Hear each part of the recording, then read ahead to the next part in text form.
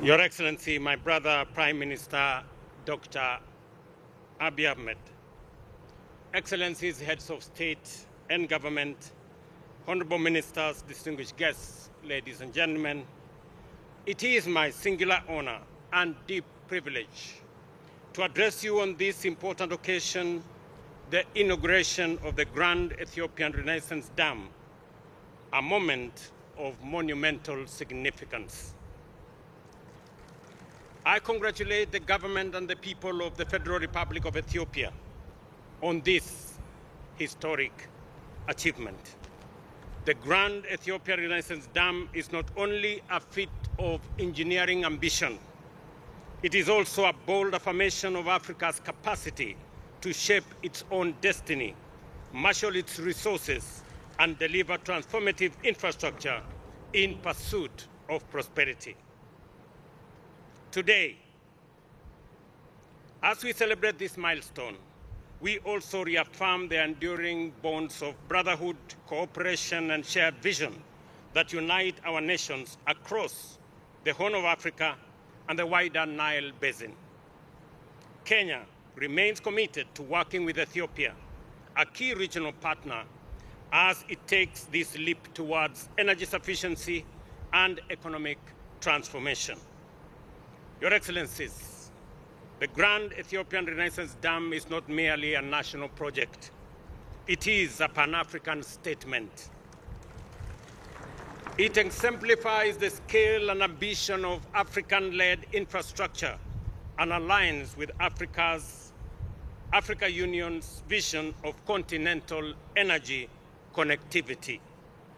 Despite Africa's vast renewable resources, the continent accounts for only 6% of global energy use, while nearly half of Africans, over 600 million people, still lack access to electricity, and close to 1 billion people also lack clean cooking solutions, with dire consequences for public health, education, and productivity. These deficits disproportionately affects women and children and hinder inclusive development. They drive up business costs, compromise hospitals and schools' operations, and constrain the life prospects of millions, particularly in rural and remote areas. Africa's energy demand is set to rise exponentially, driven by population growth and rapid urbanization. By 2030, 1 in every 5 people globally will live in our continent. Meeting that demand sustainably will require doubling current energy investments, with at least 2/3 directed towards clean energy, like the feat of engineering just behind us. Supported by multilateral cooperation and regional solidarity, the Grand Ethiopian Renaissance Dam provides a blueprint for scaling similar projects across Africa and bridging the continent's energy divide. Distinguished guests, Kenya's partnership with Ethiopia on clean energy is a living example of regional integration. In 2022, Kenya began importing 200 megawatts of hydroelectric power from Ethiopia under a 25-year hydro power purchase agreement. This power is transmitted through a 1,045-kilometer Ethiopia-Kenya interconnector, a vital component of East Africa's power pool. Beyond affordability, this energy unstable supply enhances grid reliability, particularly during droughts when hydropower output is volatile. With Kenya's peak demand exceeding 2,300 megawatts and rising, this additional capacity strengthens our reserve margins and reduces supply deficits. I have already had a conversation with Prime Minister that we will be having an extended conversation on whatever reserve power that is available from this dam we are ready to sign a power purchase agreement so that we can offtake some of the power from this important dam. Reliability is especially critical for special economic zones, industrial parks, ICT hubs, and agro-processing facilities, all of which require consistent and affordable power to drive Kenya's development agenda. Additionally, this cooperation advances Kenya's climate and development goals with more than 90% of our electricity already sourced from renewable sources. We remain committed to achieving 100% clean energy mix by 2030.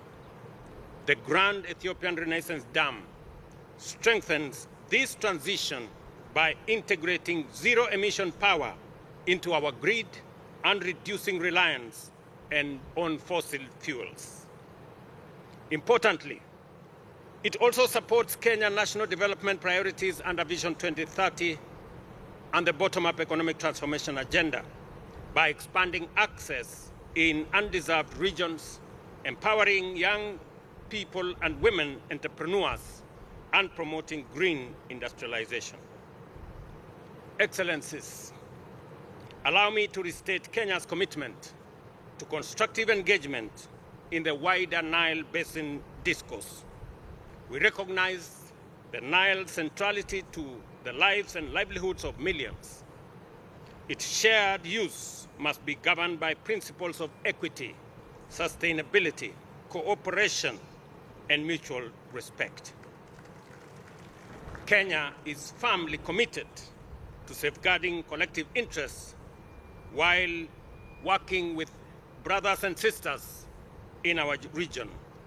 We believe that no country should be denied the opportunity to unlock a huge resource like the one that we are launching today, because indeed it becomes a shared resource.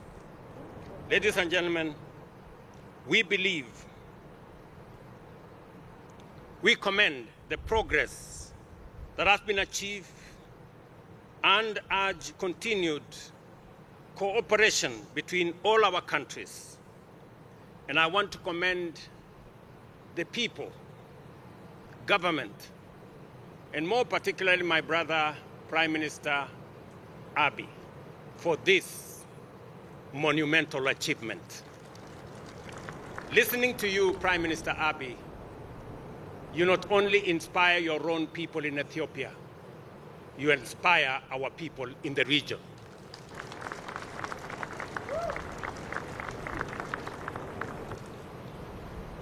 Knowing very well that the sweat and blood and energy and effort and resources that have been put in the development of this dam was as a result of locally mobilized resources, money raised by Ethiopians to build this monumental project, gives us confidence of the ability of us as a people to take charge and command our own development into the future. The fact that you have raised $5 billion without debt, without borrowing, without support from others, makes us believe that indeed Africa can take charge of its own destiny. I want to encourage you, Prime Minister Abiy, as my brother, continue to do what you're doing. You're doing the right thing. And if you are in doubt at any one moment, let me confirm to you, you are doing the right thing. Continue doing this, because our future is going to be dictated by what we do, the vision we carry, the hopes of our people that we turn into reality, as you are doing in this dam. Your brothers and sisters in Kenya I will give you an example. 2 years ago, we decided that we are going to get millions of our people. In fact, 7 million of Kenyans live in slums. And we decided that we are going to give dignity to our people, and we are going to build houses for them. I am happy that Ethiopia, in your vision, is going to build 1.5 million houses. We are also on that journey. Already, we have 700,000 housing units on the pipeline. We are already constructing 170,000 houses as I talk to you.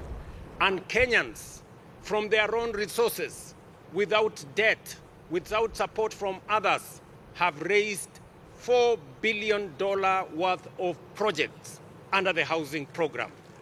It confirms to you that what you are doing in Ethiopia is what we are doing in Kenya, and that is what we should be doing in our region. That way, we can emancipate our people from debt, from begging across borders, and take charge of our own development. This moment must remind us that the path to peace and prosperity lies in working together, not division, in partnership, not rivalry, and in unity, not isolation. Together, we can transform our region, harness our shared resources, and shape a future of dignity and opportunity for all our people. I thank you. God bless Ethiopia, and God bless our region. Thank you very much. Thank you.